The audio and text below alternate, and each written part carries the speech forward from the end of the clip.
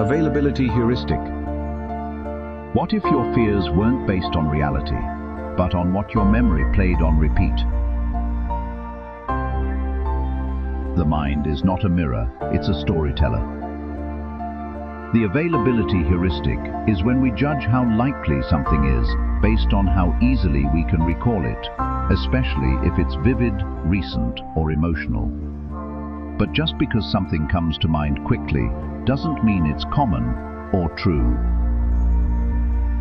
There's a woman who always drives the long way home. She avoids highways, tunnels, and bridges. Years ago, she watched a news story about a tragic pileup. The images stuck: metal twisted, cars burning, families crying. Now, every time she approaches an overpass, her heart races. Nothing's ever happened to her, but the memory feels more real than the present moment.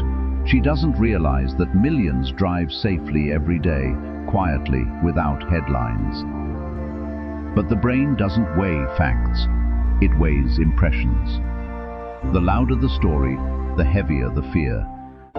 Her caution feels like wisdom, but sometimes what feels wise is just well-rehearsed worry.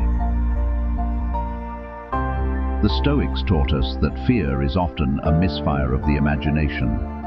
It's not what we know, it's what we repeat to ourselves. To live clearly, we must separate what is visible from what is true. So how do we break free? First, pay attention to what the mind brings up first. Ask, is this a fact or just something I saw recently? Second, balance emotion with evidence. Look at the numbers, not just the stories. Emotion may inform, but it shouldn't decide. You can thank your mind for trying to protect you, but don't let it become your jailer. The news, your memories, your fears, they're loud, but wisdom is quiet. It checks the story, then looks beyond it. So here's the question. What have you been avoiding, not because it's dangerous, but because it feels like it is? If that question made you pause, share your thoughts below.